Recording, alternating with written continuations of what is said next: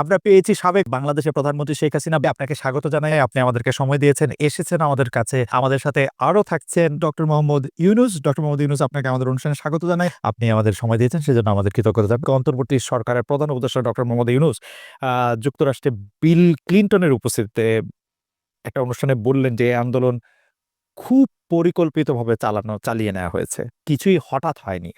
এই আন্দোলন কি শুরু থেকেই কোটার আড়ালে সরকার পতনের আন্দোলন ছিল? আপা, আপনার একটু মন্তব্য শুনতে চাই। আপনি আমাদের একটু বলবেন জুলাই অভ্যুত্থানের ফল। কি চলছে দেশে? কেউ চোখে দেখেন না এখন? এখন কথা নাই কেন মুখে? পত্রিকায় লেখেন না কেন? এত স্বাধীনতা পেয়ে গেছে, সেই স্বাধীন বাণিজ্যে যা দেখেন তা লেখেন না।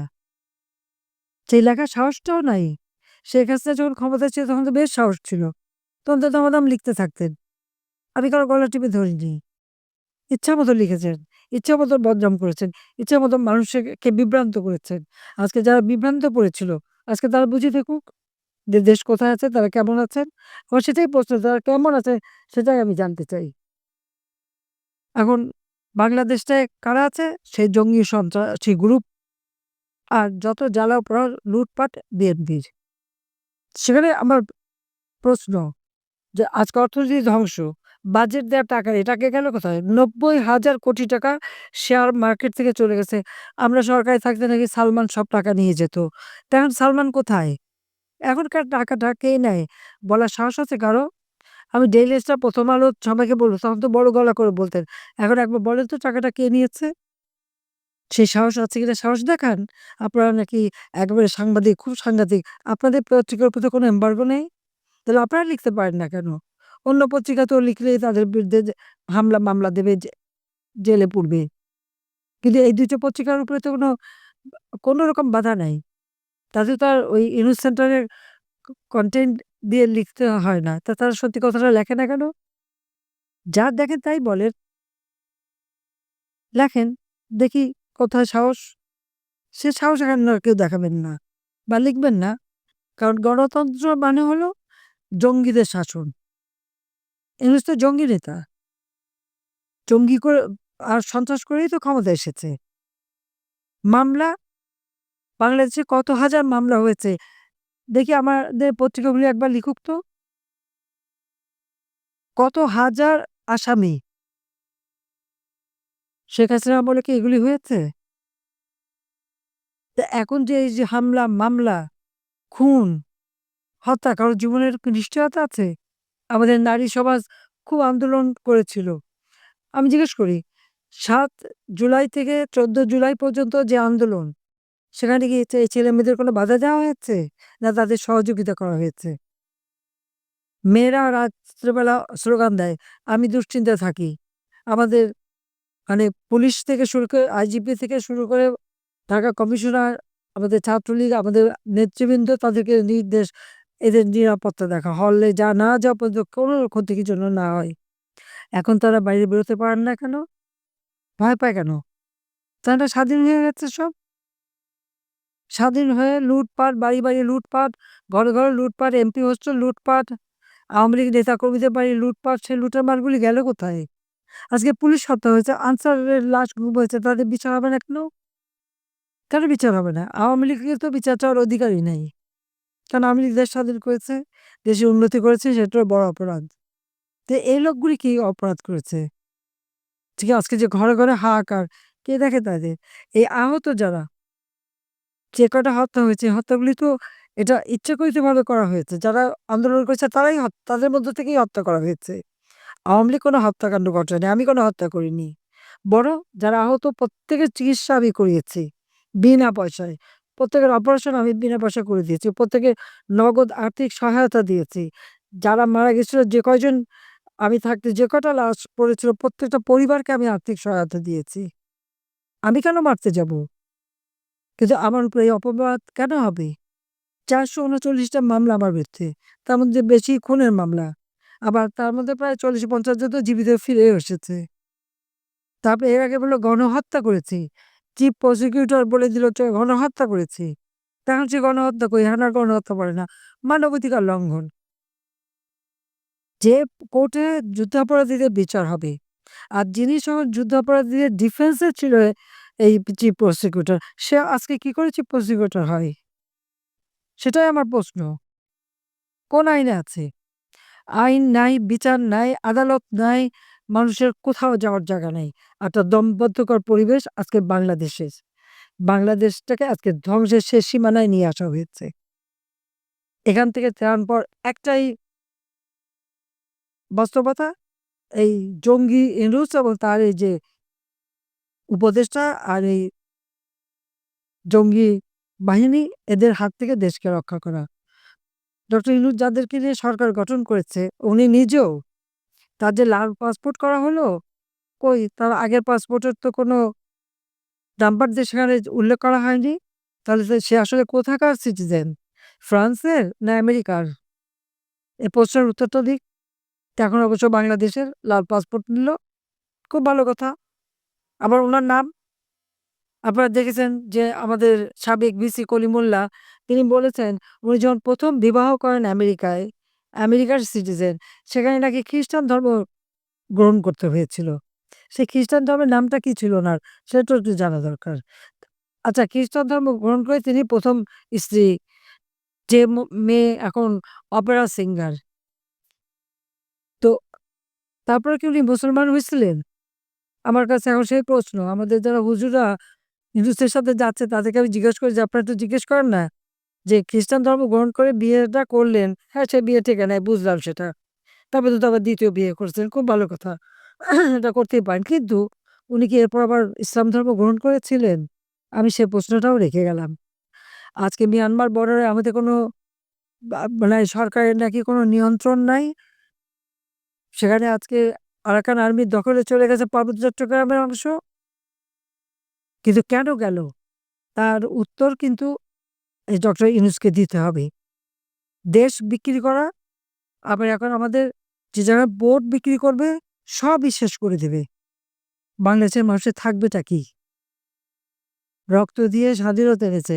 সেই রক্তের সাথে আজকে বেইমানি করা হচ্ছে। কাজেই দেশবাসীকে আমি বলব, সবাইকে এখন রুখে দাঁড়াতে হবে। এতদিনে নিশ্চয়ই আপনাদের আসল চেহারাটা সকলের উন্মুক্ত হয়েছে। এতদিন আমার সবাইকে মিথ্যা বলে যে অপবাদ দেওয়া হয়েছিল, এখন নিশ্চয়ই সেটা পরিষ্কার হয়েছে। কাজেই এখন আসেন, সকলে ঐক্যবদ্ধ হন। ঐক্যবদ্ধ হয়ে এই দুঃশাসনের থেকে, ইউনূসের এই জঙ্গি শাসনের থেকে দেশকে আমরা মুক্ত করে মানুষের জীবনে শান্তি, নিরাপত্তা নিশ্চিত করি। দেশকে আবার অর্থনৈতিকভাবে উন্নত করি। ইনশাআল্লাহ এটা আমরা পারব। এই বিশ্বাস আমার আছে। কারণ জনগণই মূল শক্তি। আর যার সাথে জনগণ থাকে, যেকোনো অসাধ্য সাধন করা যায়, যেটা আমরা করেছি। কাজে আমি সেই আহ্বান সবাইকে জানাচ্ছি। আর আমাদের যারা নেতাকর্মী আছেন, সকলকে ঐক্যবদ্ধ থাকতে হবে। সব ভুলে ঐক্যবদ্ধ হয়ে এই জঙ্গির বিরুদ্ধে আন্দোলন করতে হবে, সংগ্রাম করতে হবে। যখন যেভাবে সংগ্রাম করার সেটাই করতে হবে। তার জন্য সকলে সদা প্রস্তুত থাকতে হবে। আজকেও আমাদের মিছিল হওয়ার কথা। আমি জানি মিটিং করছে দেখে তারা করতে পারেননি।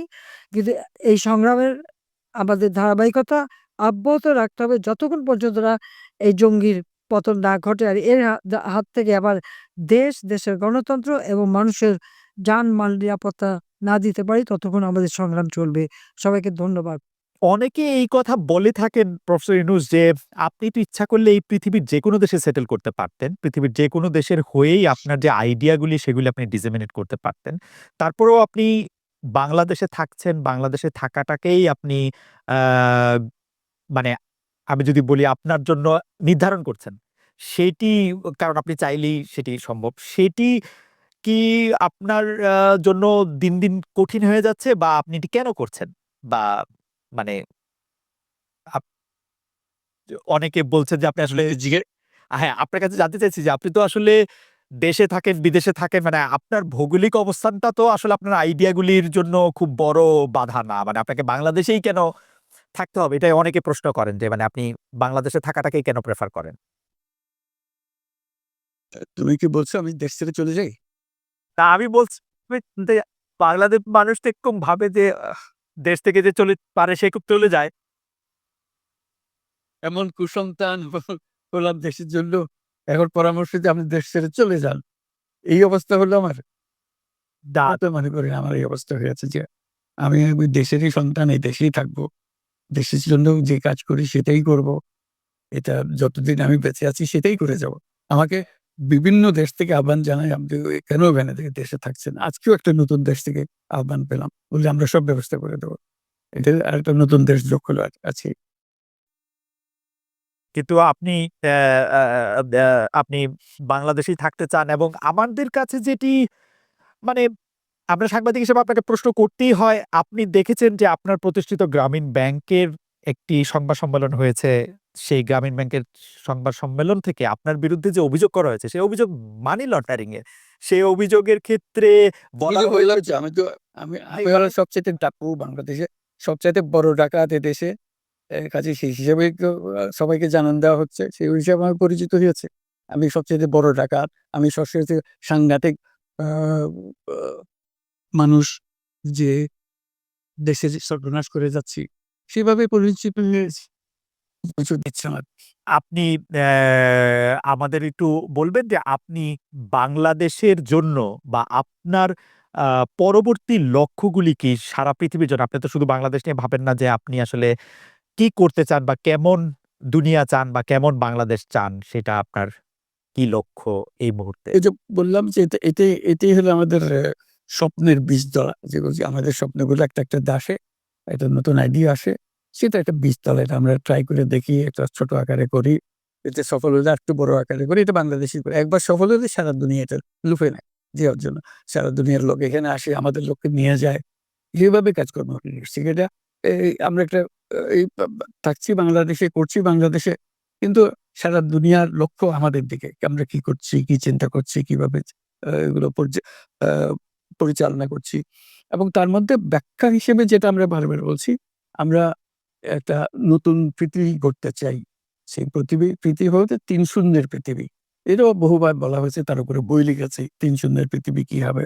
যে জিরো কার্বন এমিশন, যেহেতু পৃথিবী ধ্বংস হয়ে যাবে এই গ্লোবাল ওয়ার্মিং এর কারণে একে রক্ষা করতে হলে আমাদের জিরো কার্বন এমিশন অ্যাচিভ করতে হবে। কাজে এটা এমন বিশ্ব আমাদের গড়তে হবে যেটা জিরো কার্বন এমিশন এর বিশ্ব হবে। Zero wealth concentration. আমরা উন্নয়ন বলছি যে উন্নয়নের সফলতা কোটি মানুষের কাছে যায়। এটা শুধু বাংলাদেশে না, সারা পৃথিবীরই অবস্থা। যে টাকার সমস্ত টাকা গুটি মানুষের কাছে চলে যায়। দুনিয়ার যত সম্পদ আছে এই মুহূর্তে তার 90% যে সম্পদ এটা হয়তো ৫% লোকের কাছে। এই যে 90% 5% লোকের কাছে হয়ে গেল। এবং আগামী দিনে এটার পরিবর্তন অন্যভাবে 90% এর জায়গায় এটা 95% হয়ে যাবে। ওই 5% এর জায়গায় এটা 3% হয়ে যাবে। অর্থাৎ লোকের সংখ্যা কমে যাবে, সম্পদের পরিমাণ তাদের কাছে অনেক বেড়ে যাবে। এটিই হলো বর্তমান অর্থনীতির কাঠামো। আমরা বলছি যে এই কাঠামো যতদিন থাকবে এই পৃথিবী টিকতে পারবে না। আরেকটা হলো জিরো আনএমপ্লয়মেন্ট। বিশেষ করে আমরা যেটা জোর দিয়ে বলি সেটা হলো যে এই যে আর্টিফিশিয়াল ইন্টেলিজেন্স এটা পৃথিবীকে ধ্বংস করে দেবে। কাজেই তার আগে আমাদেরকে ঠিক করতে হবে টেকনোলজিকে আমরা কতদূর নিয়ে যাবো, কোথায় সীমারেখা টানবো এটা ঠিক করতে হবে। সেই পৃথিবীর নাম দিয়েছি আমরা ৩ শূন্যের পৃথিবী ৩০ ওয়ার্ল্ড। আমরা একটা পৃথিবী গড়তে চাই যেখানে এই যে জিরো ওয়েলথ কনসেনট্রেশন, জিরো আ আনএমপ্লয়মেন্ট এবং জিরো ওয়েলথ আর্টিফিশিয়াল সরি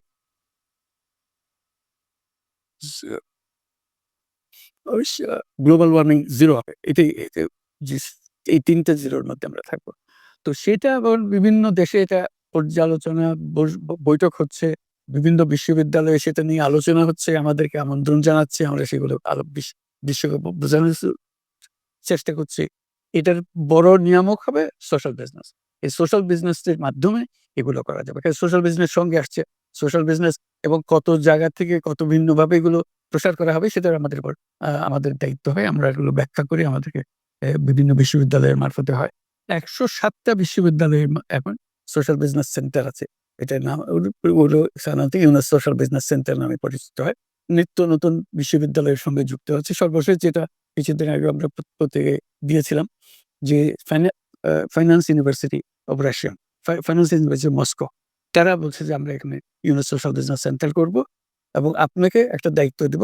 একটা ইন্টারন্যাশনাল অ্যাডভাইজারি কমিটি আমাদেরকে বানিয়ে দেবেন এবং আপনি সারাক্ষণ এটা তদারকি করবেন। সেটা এই সপ্তাহের মধ্যে আরেকটা বৈঠক হবে তাদের সঙ্গে। জুম মিটিং হবে যে তারা অগ্রসর হচ্ছে। অর্থাৎ এটার গতি শুধু সীমাবদ্ধ কোনো বিশেষ ধরনের কাজে না। চায়না এটার একটা অগ্রগামী দেশ। যেটাতে সোশ্যাল বিজনেস নিয়ে তারা বহু পরিমাণ আ মনোযোগ দিচ্ছে। কাজেই এইটা দুনিয়ার ডানে বাঁয়ে উত্তর দক্ষিণে সবার কাছে আছে। ও ও কাজেই সেটাকে আমরাকে তুলে ধরছি। এই এটার আমাদের বড় বক্তব্যটা হলো যে বর্তমান যে কাঠামোর উপরে বিশ্ব পরিচালনা হচ্ছে, সেই কাঠামো সেই বিশ্ব এটা আত্মঘাতী একটা বিশ্ব। এটা নিজেকে বিনস বিলুপ্ত করা ছাড়া এটার কোনো গতি নেই। যে পদ্ধতিতে আমরা এগোচ্ছি। কাজেই বিলুপ্ত হওয়ার আগে যদি আমরা নতুন কাঠামো করতে পারি, নতুন সভ্যতা গড়ে তোলা। এই নতুন সভ্যতা গড়ে তোলার জন্য এই সমস্ত আয়োজন হচ্ছে। সেই কারণেই এই পৃথিবীর এত ইন্টারেস্ট দেখছেন যে আলোচনা দেখছেন যে তারাও অনুভব করে যে এটা এটার একটা রাস্তা বের করতে হবে। আমরা একটা রাস্তা বের করেছি। এটা তাদের কাছে সম্পূর্ণ মনে হচ্ছে নাকি আরো এডিশন দরকার হবে। কিন্তু তারা এটার মধ্যে জড়িত হতে চায়, তারা করছে। তার সঙ্গে আমরা ৩০ ক্লাব। আমরা বলছি যে এটা শুধু মুখে কথা বললে হবে না, এটা কার্যে পরিণত করতে হবে। ৫ জন সদস্য নিয়ে ইয়ুথদের মধ্যে প্রচার করার যুবকদের মধ্যে প্রচার করার জন্য ১২ বছর বয়স থেকে ৩৫ বছর বয়স পর্যন্ত। এই বয়সের মধ্যে এই যে ৫ জন মিলে একটা ক্লাব করবে ৩০ ক্লাব। তাদের অঙ্গীকার হবে আমি ব্যক্তিগতভাবে আ কার্বন এমিশন 0 করব। আমি ব্যক্তিগতভাবে ওয়েলথ কনসেনট্রেশন কে বন্ধ করব। আমি ব্যক্তিগতভাবে আনএমপ্লয়মেন্ট কে বন্ধ করব। এটা ব্যক্তিগত। আমি এমন কিছু কাজ করব না যাতে এগুলো প্রসারিত হওয়ার সুযোগ পায়। যে ৫ জনের প্রত্যেকে এটা যখন সফল করবে তাদেরকে বলা হবে ৩০%। এই ৫ জন যদি ৩০% হতে পারে এবং আরো ক্লাব যদি ৩০% সৃষ্টি করতে পারে, আমাদের বক্তব্য হলো তাহলে আমরা ৩০ বিশ্ব গড়তে পারবো। কারণ আমরা জিনিসটা সৃষ্টি করছি আমরা নিজেরাই ব্যক্তিগতভাবে। এই যে ওয়েস্ট প্রচুর ওয়েস্ট আমরা বর্জ্য, এই বর্জ্যতেই আমরা শেষ হয়ে যাব। কাজেই আমি বর্জ্যের আমি যদি ৩০ ক্লাব করি, প্রথম কাজ হলো আমি যে জিনিস আমার দরকার নেই সেই জিনিস আমি কিনবো না। কিনলে এটা ফেলে দিতে হবে। একসময় না একসময় ফেলতে হবে। বর্জ্য